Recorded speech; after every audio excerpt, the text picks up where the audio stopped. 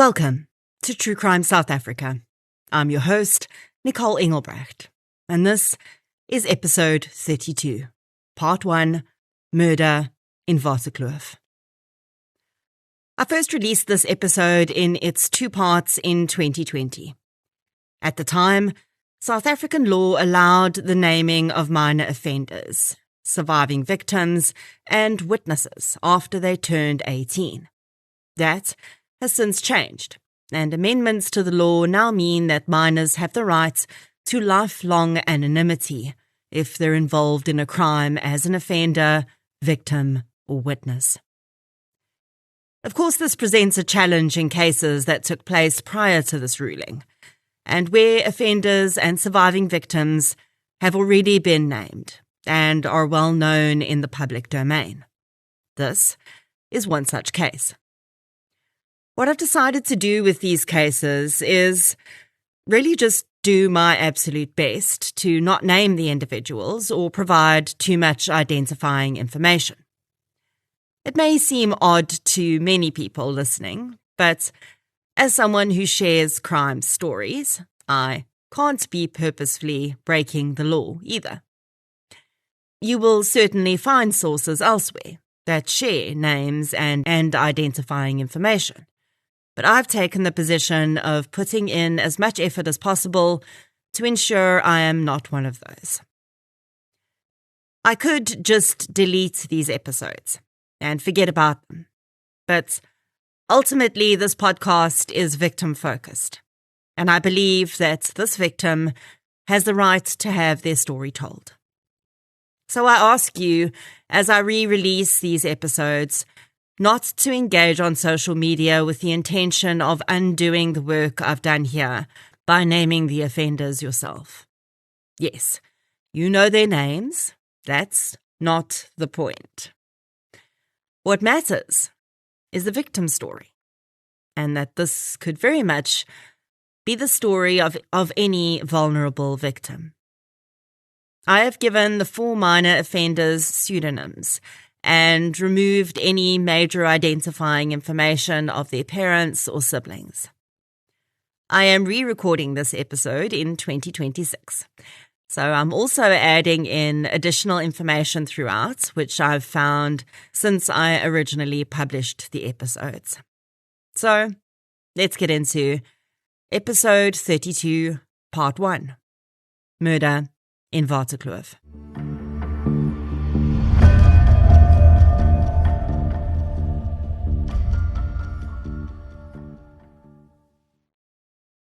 Today's case addresses quite a few pertinent issues. It involves 4 offenders who were minors at the time of the incident. And it involves a victim who to this day remains unidentified. It is the story of 4 boys who kept a deadly secret, and one who could seemingly no longer keep that secret. When the case hit the headlines in South Africa in 2003, it became an obsession for many. Far from being another murder trial, it became representative of the fight for justice, when privilege and status seek to overwhelm what is right. Waterkloof is a suburb of Pretoria in South Africa. It's located to the east of the city centre, and it is a highly sought-after area with expensive real estate and many high-profile residents. The area is home to one of the most prestigious public high schools in the province, Hoërskool Waterkloof. The high school is an Afrikaans medium school and is one of the most expensive public schools in South Africa.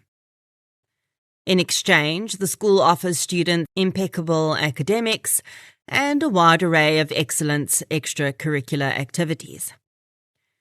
The students, who call themselves Kloofies, are encouraged to participate as members of their community from a young age, and it is this sense of community that seems to have been one of the sparks in the events that would follow. In 2001, a well-respected staff member at the school had a rather uncomfortable problem as an educator. His own 16-year-old son was incredibly unruly, and the man was struggling to keep the boy on track. I'm going to refer to this boy as Minor 1. Minor 1 had a rather large personality. He hoped to be an actor one day, and according to a local magazine, was not averse to getting into trouble. It's unclear whether Minor 1 ever attended Hoërskool Waterkloof, where his father worked, but his records show that he predominantly attended another local prestigious Afrikaans school, Hoërskool Gaasfontein. As part of this sense of community that I mentioned, both high schools were visited by members of the SAPS during the course of 2001.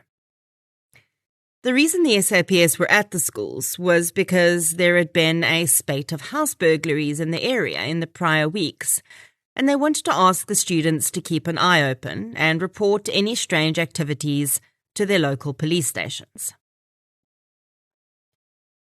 The intent around this action seemed pure, but for 4 of the boys listening to this plea, it seems the mission became a little skewed in their minds. Minor 1 was friends with several other boys. Among them was 16-year-old Minor 2, whose father worked in the medical profession and whose mother was an educator. 16-year-old Minor 3 was another member of the group of friends. He was a tall, well-built child who dreamed of becoming a rugby player. The youngest member of the group was Minor 4, who was 15 years old, and the most academically gifted of the friends. Minor 4 was also quieter and more subdued. A pair of brothers, Minors 5 and 6, also often hung around with the group of boys. By all accounts, this group of boys was no different from any other in their age group at this point.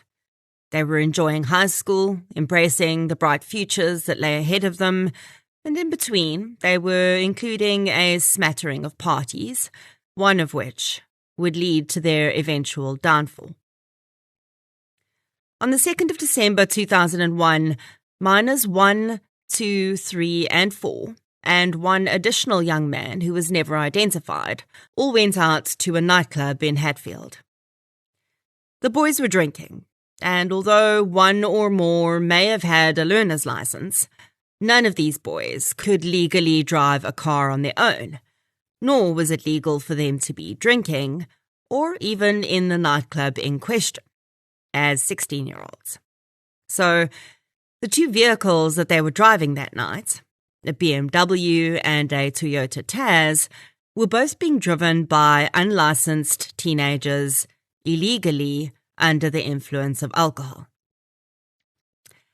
I'm sure that when this tale emerged, many people wanted to blame the parents and ask why they allowed this. I'm pretty sure, though, that they were not aware of the full extent of what was happening that night.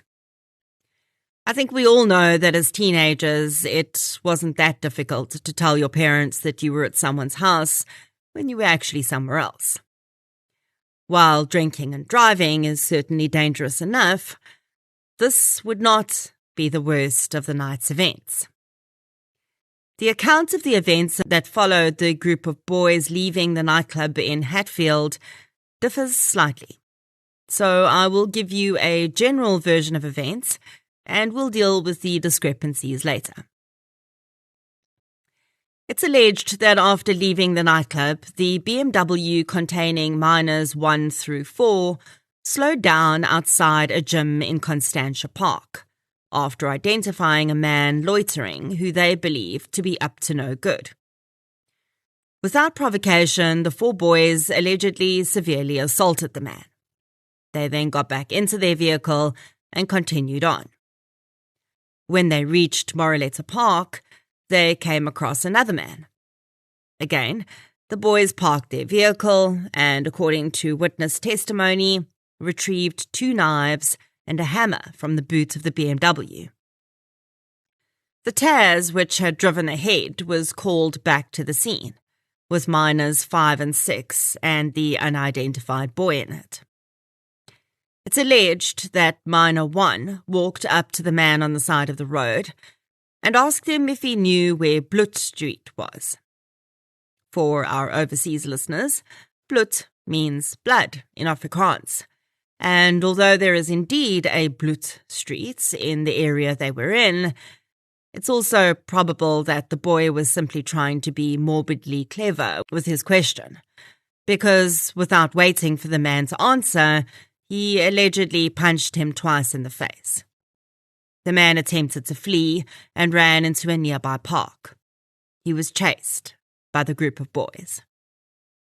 The image is reminiscent of a pack of dogs hunting their prey, although dogs only hunt for survival and not for entertainment. Minor 3 put his rugby skills to use by tackling the man off his feet, while Minor 4 kicked and punched him. And it is alleged that Minor 1 stabbed the man. When their victim lay bleeding and begged them to call an ambulance, Minor 2 asked him if he knew who Naas Botha was, and then he kicked his head as though it were a rugby ball. Minor 1 allegedly discarded the knives in the park, and Minor 4 took the hammer which he'd used on the man home with them, where he cleaned it. The boys left the scene and their victim to die. Minors 5 and 6 would later allege that Minor 1 had instructed them to return to the park the next day to find the knives, and while they'd been unable to retrieve them, they did come across the dead body of the man he alleges they assaulted the previous night. They said that they had called Minor 1 from the scene to ask what they should do, and they'd been told to make sure that the man was dead and then carry on looking for the knives. The boys say that they'd thrown a stone at the man's body from a distance, and when there was no movement, they left the scene. They would return again later that day, again allegedly on Minor 1's insistence. But when they saw that police had cordoned off the area, they left. The body of the man found in the park that day would never be identified. A post-mortem was conducted on his body, and then, as investigators were unable to determine his identity, he would eventually be buried in an unmarked municipal burial site. And this would have been the end of the story, if it hadn't been for one conscience, as most of the boys involved went on with their lives. Except one couldn't. Minor 5 had started struggling emotionally very soon after this incident. His parents were in the process of getting divorced, and they assumed that this was the reason. And in 2003, he was sent to a school counsellor. As they discussed the various reasons for his marks dropping and his negative behaviour, the boy suddenly made a confession. 18 months before, he had been with a group of boys when they had participated in a brutal assault. He was aware that the assault had ended with the man dying. It was this, and not his parents' divorce, that had been weighing on his mind. Naturally shocked at this unexpected confession, the boy's parents were called in, and soon he named each of the other boys that had been involved. According to the episode of Huisgenoot Ware Lewensdramas about this case, the parents discussed what steps should be taken next, and it's alleged that some of the parents had wanted to let the matter be left as it was. Some thought that nothing had come of it, so why poke the hornet's nest? The father of Minor 5, though, who had confessed, could not accept this. Although both of his sons had been involved in the assault and eventual murder, he decided to make contact with the National Directorate of Public Prosecutions to hand over the information. The man said that he was trying to raise his children to know right from wrong, and if he took the easy way out in such a difficult situation, he would be teaching them that there are no consequences for your actions. He spoke with a member of the NDPP who ordered a full investigation. At this point, most of the boys had already matriculated and were starting to study. Minor 4 had received a bursary to study in the United States, and he was no longer in South Africa. Minor 1 had started at a local acting school, and the other boys were all fully involved in their post-school lives. On receiving the information about the case from the NDPP, the police were in a bit of a quandary. Essentially what they had was a confession to a murder, but they had no idea whose murder, or whether the case was even being investigated as one. So the first step was to figure out which case they were actually talking about. Going back 18 months, they started to wade through the dockets relating to bodies that had been found around that time. Sure enough, they found a report relating to the body of an unidentified male, found in a park on the 3rd of December 2001. It was very interesting to me to find out about the involvement of the 3 other boys, because of course this case is always focused on the 4 core participants in the crime, but it's clear that there were actually 7 participants. Some just got off easier than the others. Minors 5 and 6, as well as the 3rd boy, who was not named, received immunity from prosecution in exchange for their testimony, as it was this testimony that almost the entire case would hinge on. In August 2003, warrants of arrest were issued for the 4 individuals who were now men.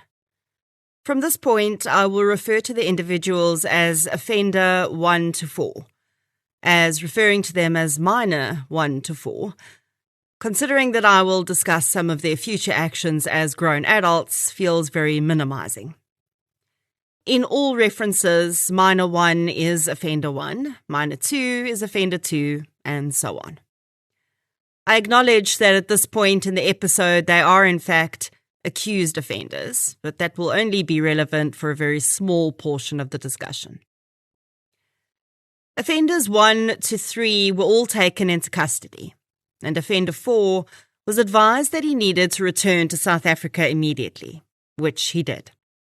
On his return, he too was arrested. It was at this time that South Africa was introduced to the 4 young men who would fill headlines for years to come. And it was also at this time that a very specific narrative started around this case. The young men were all good-looking, well-educated, and relatively well-off, and the media went crazy.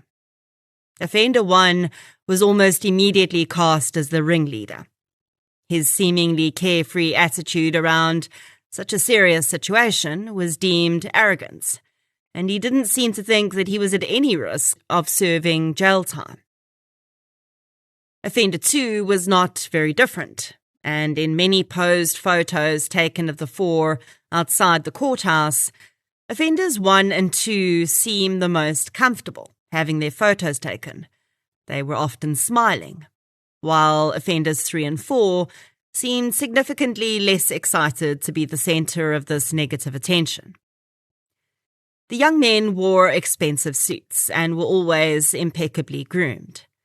They also displayed a really united front, and it was at this point that they made a vital mistake. They chose to all be represented by the same counsel. So instead of having 4 separate attorneys who could fight for their freedom, they were all lumped into one group. If one was going to be found guilty, they were probably all going to be found guilty. In their initial questioning and statements, the 4 did not deny that they had assaulted a man on the night of the 2nd of December 2001. They described a brutal attack in Moreleta Park on a man that they claimed had been fleeing from a house with a stolen television. They admitted to having used the weapons that the witnesses had described, but there were 2 major differences in their statements. They all denied that they had ever assaulted anyone in Constantia Park, which was the first assault outside the gym that the witness had described. They also denied that the other man that they had assaulted had died, to their knowledge. Essentially, the crux of their defense would be that although they accepted their assault, they accepted that their assault could have led to the death of the person they had assaulted.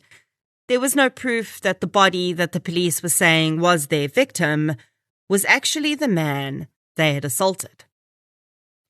The four were offered a plea deal. If they pleaded guilty to assault with intent to do grievous bodily harm, they would be offered a far shorter sentence. Remember, they were minors when they committed the crime, so they would have been sentenced as such. They refused to take the plea, and instead, they were charged with murder and assault with intent to do grievous bodily harm.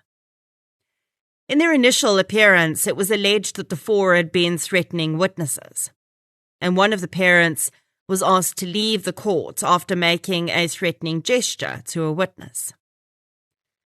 The prosecutor would also later state that he had been followed by a vehicle filled with young men for 15 kilometers, and he'd been approached by an anonymous person with a bribe to lose the docket. All four accused pleaded not guilty to both charges and were granted bail of 10,000 rand each.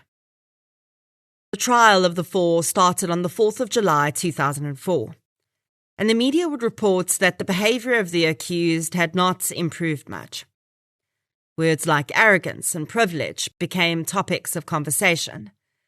But still, most of the coverage focused on what the young men were wearing day to day, what their hairstyles looked like, and how they seemed totally unconcerned about what was happening around them.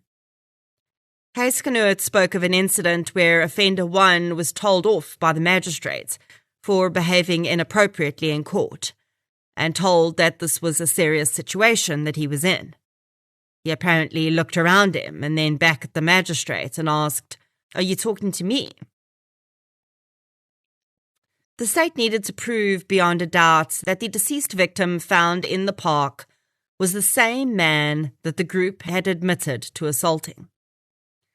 The defence adamantly denied that the first assault described had ever taken place, and when the witness testified, his testimony around the event was sketchy and inconsistent in places. The state explained that there was alcohol involved on the night in question, and they did admit that it was possible that the first assault had actually taken place on a different night. This only served to further portray the accused men as young thugs who'd spent their spare time driving around beating up people for no good reason. The information published in the media with regard to the victim painted him as a homeless man. In discussing the autopsy, the media would state that because the pathologist did not have any information about the case at the time that she'd done the autopsy, it would have been difficult for her to know what to look for in terms of injuries. And that is pretty much all that was said, in the media at least, about the victim. Unfortunately, the state could not locate the body of the victim to attempt a second autopsy, as the municipal graves were unmarked. Please keep that in mind, because it will be important later. The state's case rested on the testimony of the witnesses and cell phone activity, which put the accused men in the Moreletta Park area at the time the witness said the assault had occurred. The accused men had also, of course, admitted to assaulting a man in that same area that night. What the state had to prove, though, was that the dead man found in the park was definitely the same man that the group had attacked that night. Honestly, it sounds pretty improbable, to me at least, that such a coincidence would occur, where a man was beaten in a specific area but magically disappeared, and then another separate man appeared dead in the same park but had absolutely nothing to do with the four accused individuals. That sounds incredibly improbable, doesn't it? Well, the judge agreed. And a year after their trial started, and almost 4 years after the assault and murder, the judge handed down his decision, in which he stated that he believed the testimony of the witness over the testimony of the accused. He explained that he felt any inconsistencies in the witness's testimony could be explained by the trauma of the event, as well as alcohol intoxication. The judge also found that it was inconceivable that the man the group had admitted to beating had just stood up and walked away and was never heard from again. And then a different man had been found dead in the same park in which they had committed their assault. In his judgment, the judge called offender 1 a self-confessed liar of astounding arrogance. The 4 accused were found guilty of the murder of the unidentified man.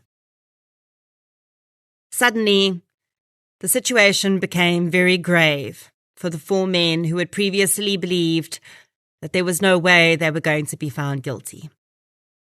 The united fronts they had shown and their performances for the media were a thing of the past. And as they entered the pre-sentencing phase, it was every man for himself.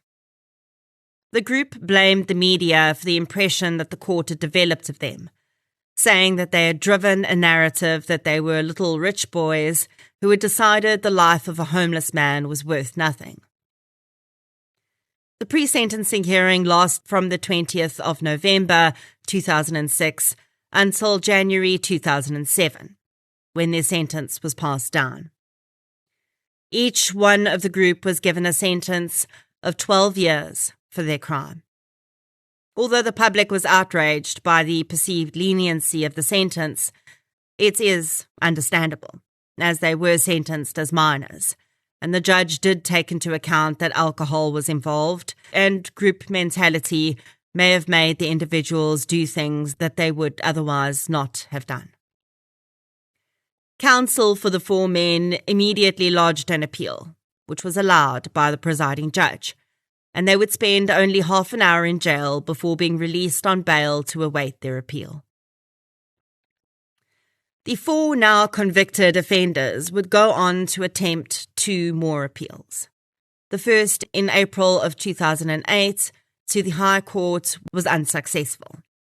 During these appeals, offender 1 decided to take his own attorney and requested a new trial, stating that his previous attorney had not had his best interests in mind. Despite this, the second appeal to the Supreme Court of Appeals also failed. In August 2008, the 4 men reported to the Pretoria Central Prison, which is now called Kgosi Mampuru Correctional Facility, to begin serving their sentences. The duration of the trial had taken a huge toll, both financially and emotionally, on the families of the 4 men. A few months after starting their sentences, offenders 3 and 4 both applied to be moved to Zonavata Correctional Facility just outside Cullinan. The reason for this was the facility offered a lot more in terms of outdoor activities due to its setting. Offender 4 had been working as a personal trainer prior to his conviction, and offender 3 still harboured his love for rugby, so when they were transferred, they put these skills to practice in Zonavata and passed their time in a more constructive fashion. It seemed fitting that offenders 1 and 2 would stay in the same facility together, as the 2 would always seem to be on the same page and closer than the others in the group. Offenders 1 to 3 all studied and earned degrees while in prison. In December 2011, offenders 3 and 4 had the remainder of their sentences converted to correctional supervision by a parole board at Zonavata Prison, and they were released on parole. Their jubilation at being set free would be short-lived, though, as the decision was appealed, and 8 months after being released, the 2 men were reincarcerated to serve out the remainder of their sentences. On the 11th of February 2014, all 4 men were released on parole. They were met by hordes of reporters, and offenders 1 and 2 waltzed out of prison dressed in high fashion gear with attractive young women on their arms. Their friends stood outside the prison with a banner saying, "Welcome home. Come, sit. We'll make tea." On the banner was a picture of the group from the movie The Hangover. If you haven't seen the movie, it's about a group of friends who go out on one last night of partying before one of the men gets married. Their drunken revelry turns into a night of craziness. They don't ever beat a homeless man to death, though. And although some might find the reference funny, I think it is in very poor taste, and just continues to show the minimization of their actions and the suffering of the victim in this case. This attitude would be reinforced 5 days after the group were released, when an anonymous source sent a video to officials at Kgosi Mampuru Correctional Facility. The video showed offenders 1 and 2 drinking alcohol and partying inside their cell about 2 weeks before their release. In the video, the 2 men and a third unidentified man drink brandy out of coffee mugs. Offender 1 has a computer inside his cell, and he's playing music. The men dance, laugh, and make jokes about their experiences in prison, while only wearing shorts. Offender 1 preens for the camera constantly, flexing his muscles and shaking his hips. If you didn't know that it was a prison cell, and one of the partygoers wasn't sitting on a toilet instead of a chair, you would think it was just another get-together in a young man's room. The party, of course, contravened many prison regulations, and as such, offenders 1 and 2 were immediately rearrested and taken back to prison. They would eventually both be released in December 2014, and this would be their last stretch in prison for this crime. In that same year, offender 4 was also back in the headlines after he was involved in a car accident in which a woman was critically injured and her 2 children sustained minor injuries. At the time, there were claims that offender 4 was drunk at the time of the accident. Allegations emerged of someone at the scene having taken photographs of empty alcohol containers on the floor of the vehicle offender 4 had been driving. He was also injured in the accident, and although at the time the Department of Correctional Services acknowledged the incident, they said that there was no proof that offender 4 had been doing anything illegal when the accident happened. I cannot find any more information about a follow-up to that, so it seems that nothing more came of it. After this, the men seemingly did their best to reignite their dreams and build lives for themselves on the outside. And their experiences post-incarceration seemed in stark contrast to most other offenders. While most people leaving prison for a crime as serious as murder would struggle to find a job, offenders 2, 3, and 4 all pretty much walked into positions after their release, without any practical experience on the basis of their degrees. Offender 4, for instance, was managing a team of 20 people in his first post-release position, according to Huisgenoot magazine. Offender 1 moved to Cape Town and continued to pursue his dream of acting. The victim remained nameless and faceless, and in an unmarked grave. The journalist who covered this case for Huisgenoot magazine says that she believes that the 4 are still convinced to this day that their actions did not result in the death of anyone, and that they are not guilty of murder. The racial overtones in this case were, of course, always acknowledged. It was an important part of the conversation. The 4 perpetrators were well-off white boys, and the victim was an indigent black man. Indeed, it was alleged at times that the attacks were solely racially motivated. I think it would be naive to think that race did not play a factor in this crime. Of course it did. But I do think that it would be far too simplistic to say that the entire motive behind the crime was due to the color of the victim's skin. unprovoked violence of this nature often runs far deeper than hatred based on race. I think it has a lot to do with power, too. With so many perpetrators involved, it's also safe to say that the motives for their actions were not all the same. Offender 1 presented as a leader of sorts within the group. In all the incidents, it's alleged that he acted first, and the others followed. He, in my opinion, seemed to find the attacks rather entertaining.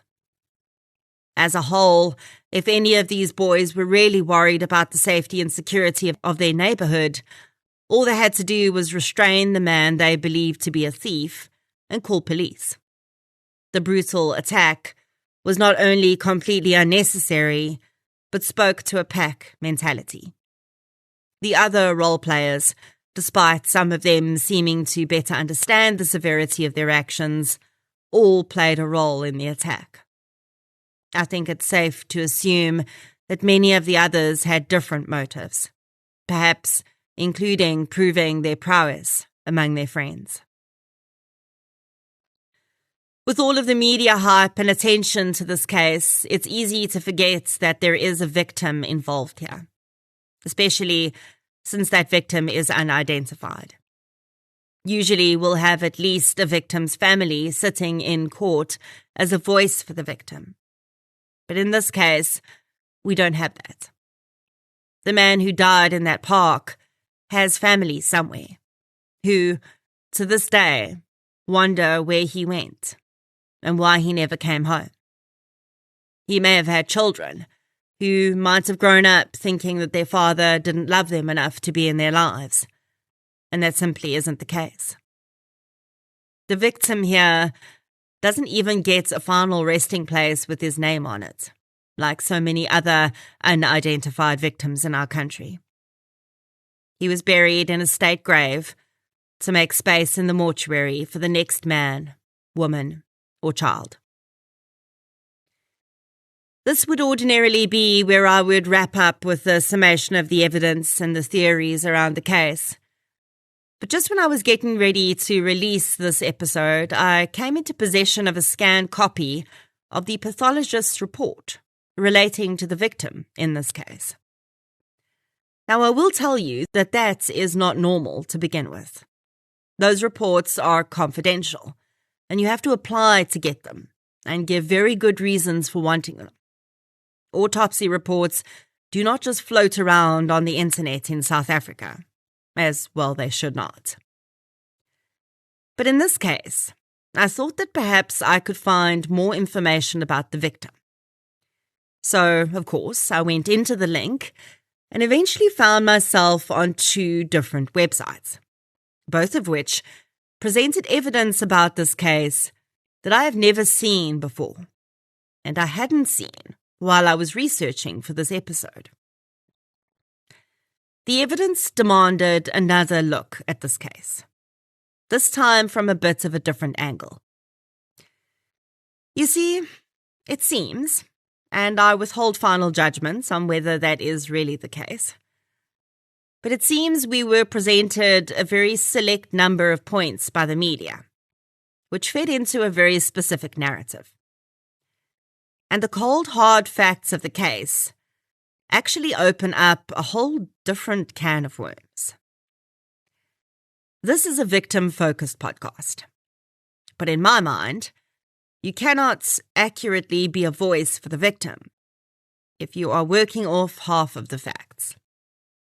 So really, on behalf of the victim, it's my responsibility to tell you the other side of the story, and then let you decide for yourself what you believe. There is no justice for a victim if the correct offender is not apprehended for their crime. The basis of the defense of these 4 offenders has always been that the deceased man in the park was not the same man that they had assaulted that night. As I've said, and as the judge also ruled, that sounds highly improbable. Improbable enough to rule it impossible, right? It is impossible, isn't it? Or is it? Part 2 of this episode is in your feed right now.